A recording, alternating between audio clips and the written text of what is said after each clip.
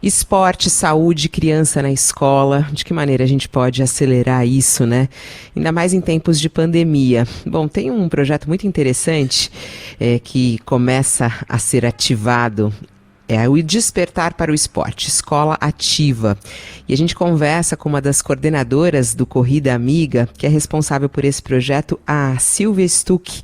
Olá, Silvia, bom dia. Bom dia, Fabiola. Bom dia, ouvintes da Rádio CBN. Explica pra gente como que é esse projeto aí, Escola Ativa, que vai beneficiar 5 escolas públicas em São Paulo, promovendo justamente esse despertar para o esporte. Pois é, Fabiola. Esse é um projeto que a gente vem tentando viabilizar desde 2018 e felizmente, né, agora, nesse momento tão crucial, especial que a gente está vivendo no nosso país, no mundo, especialmente nessa questão de reabertura, né, das escolas.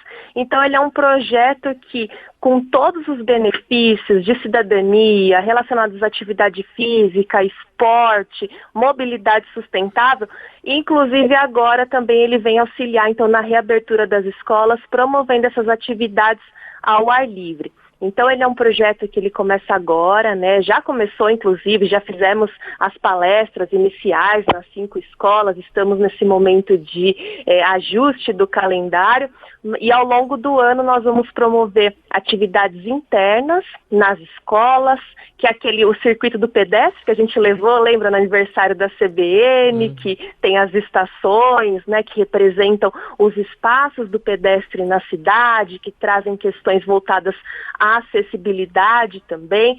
Teremos essas atividades no modo híbrido, né, presencial e online, e depois a gente, com as crianças que estiverem no presencial, a gente vai auxiliar nas aulas que serão feitas nos espaços abertos da cidade, levar as crianças caminhando até parques, pontos culturais na cidade e aplicando todo o conteúdo pedagógico escolar durante a caminhada, porque na linha de territórios educativos, cidades educadoras, a cidade, esse ambiente aberto, é a escola fora da sala de jaula, né, em que a gente tem inúmeras fontes de estímulos de aprendizado.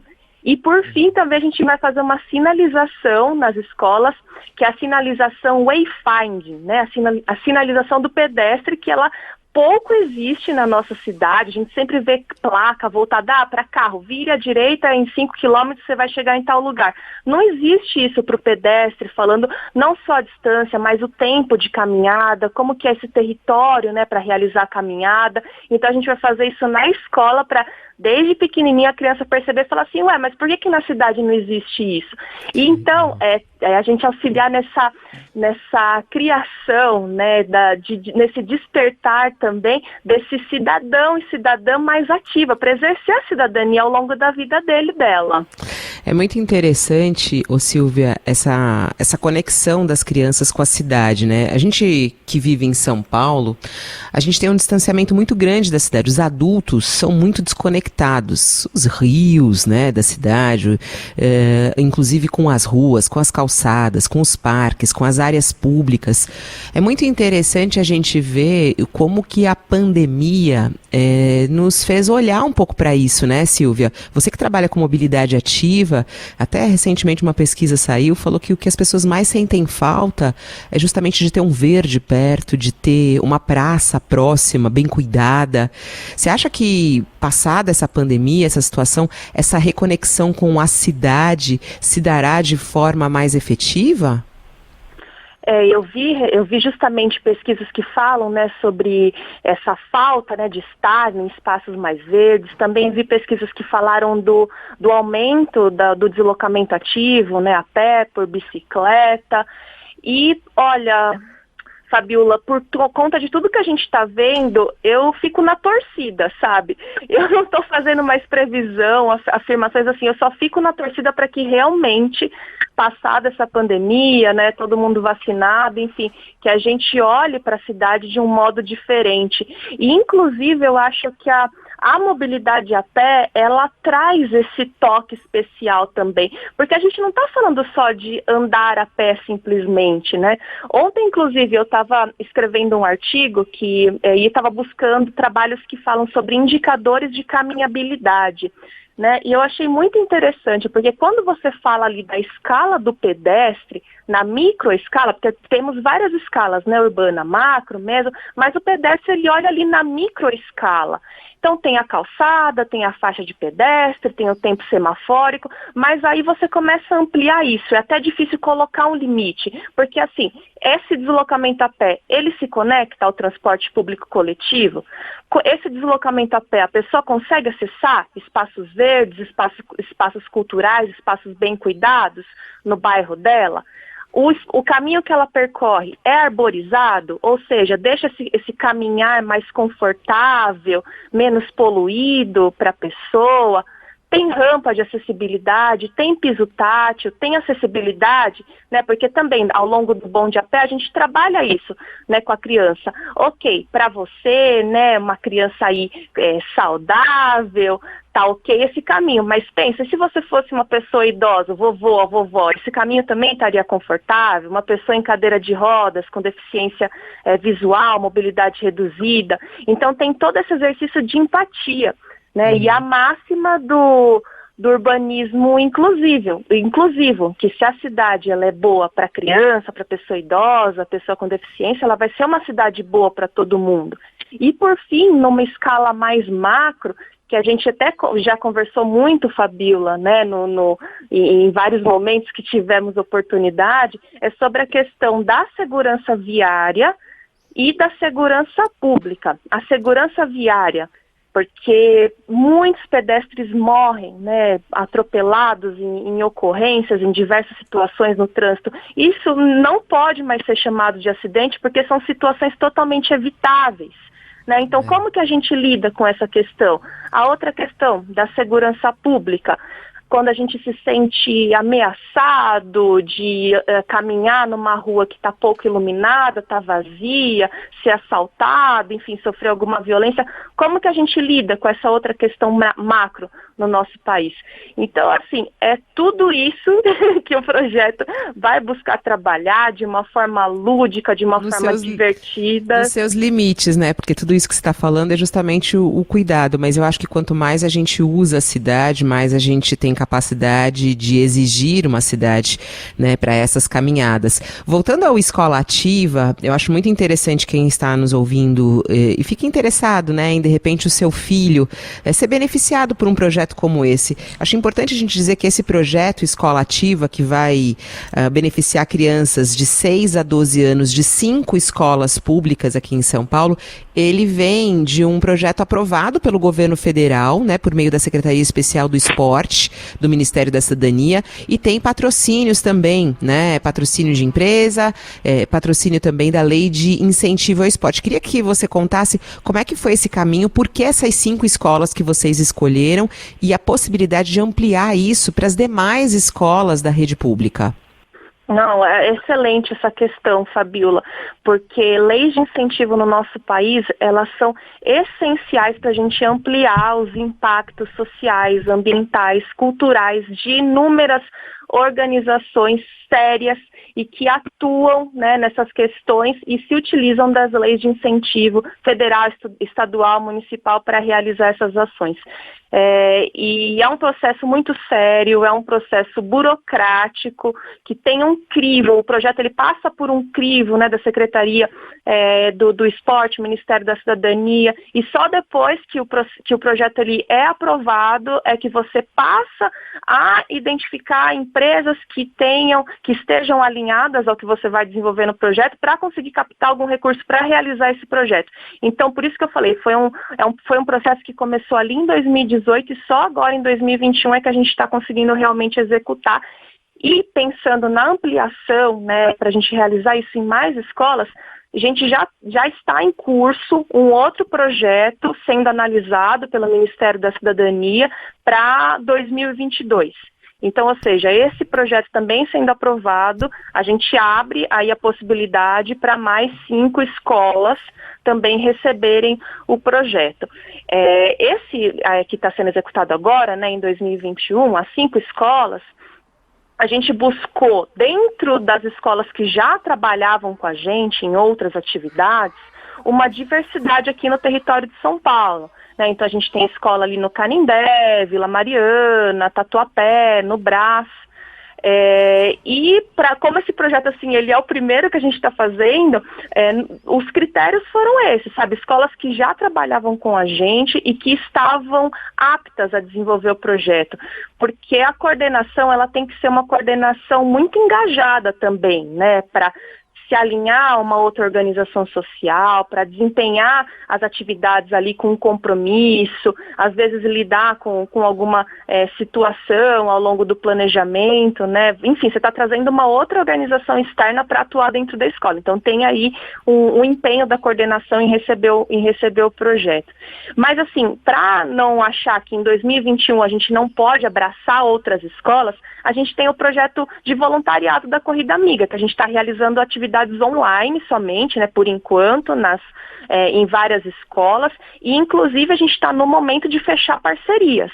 Então, escolas que se identificaram com a nossa causa, com os nossos valores, por favor, entrem em contato, no contato@corridaamiga.org, escreva para a gente, fala assim, olha, eu gostaria de conversar com vocês, verificar se a minha escola tem interesse de receber o projeto online, e a gente pode firmar essa parceria para 2021.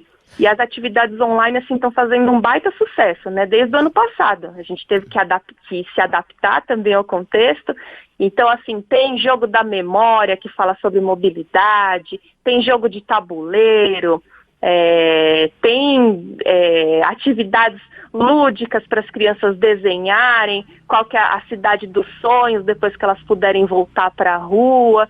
E assim, está sendo muito interessante e, inclusive, a gente está promovendo também essa ação não só com as crianças, mas a gente percebe que a família, cuidador, cuidadora, os avós ficam junto com as crianças, né, ao longo dessa atividade, então está sendo muito bacana.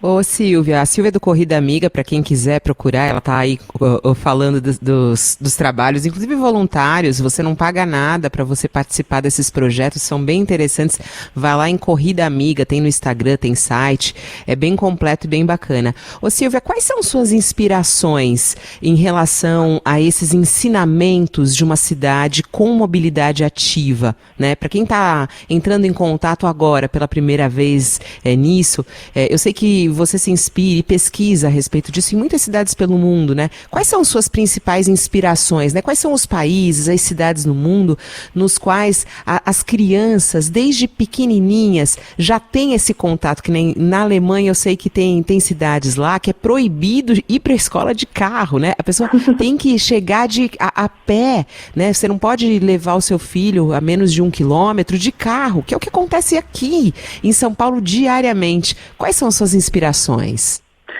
Como você disse, né, Fabiola, várias cidades da Alemanha, inclusive esse projeto, né, ele é muito inspirado, o circuito do pedestre, que a gente faz a criança vivenciar os espaços ali, né, simbolizando por cada estação, o que é faixa de pedestre, o que é uma calçada.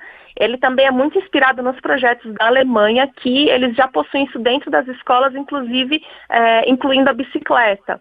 Né? Então, é como se fosse assim, um CFC Mirim dentro da escola, mas para você usar a mobilidade ativa, né? Porque a gente tem alguns projetos aqui em São Paulo, inclusive, mas que a criança ela entra no mini carro. Então, não é isso que a gente quer passar, né? A gente quer passar a mobilidade urbana sustentável, coletiva.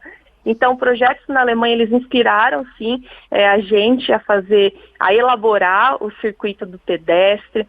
Uma outra cidade também, assim, que eu destaco é Helsinki, na Finlândia, no quesito de atingir as metas daquele programa Visão Zero, que fala, né, 0 mortes no trânsito, nenhuma morte no trânsito é aceitável, justamente trabalhando a questão da segurança viária, campanhas de sensibilização com a população e, por fim, multa, né? Você tem que punir a população que não cumprir com os combinados coletivos, né? E tudo agora... isso... Oi? Não, essa questão da fiscalização é fundamental, mas eu acho muito legal essa questão do lúdico, né?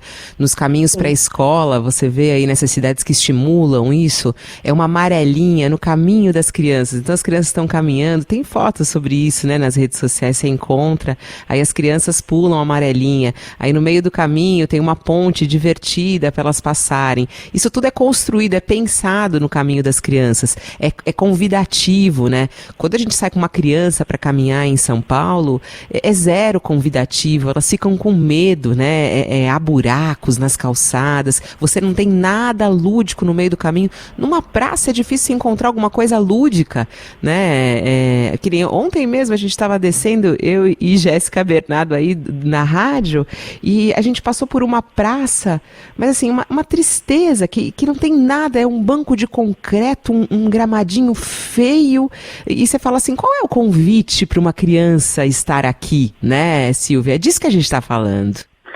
Sim, totalmente. Parece que o espaço na cidade dedicado à criança é ali no parquinho. Mas não, a cidade toda ela tem que ser lúdica, tem que ser inclusiva, né, para a criança.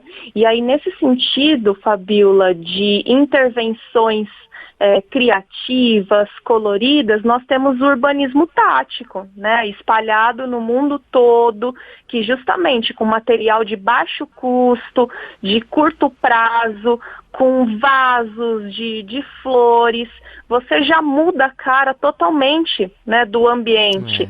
E não só torna ele mais atrativo, mas também mais seguro, né, em termos viários. Então, assim, aqui em São Paulo a gente tem algumas iniciativas do tipo, mas eu estou vendo muita coisa boa em Boa Vista, né? Jundiaí legal. Também parece que tem despertado muito esse lado de precisamos priorizar as crianças também no desenvolvimento urbano da cidade. E estão seguindo muito nessa linha. E por fim, eu acho que a gente tem que escutar mais as crianças, que a gente fica muito nessa linha dessa linha de cima para baixo, do adulto para a criança. Temos que escutar a criança, porque é isso que você falou, sabe, Fabíola? Quando a criança está com medo, por que você está com medo aqui? Ela pode dizer muito sobre um programa a ser estabelecido para melhorar a qualidade daquele lugar, sabe? Muito legal, exatamente isso.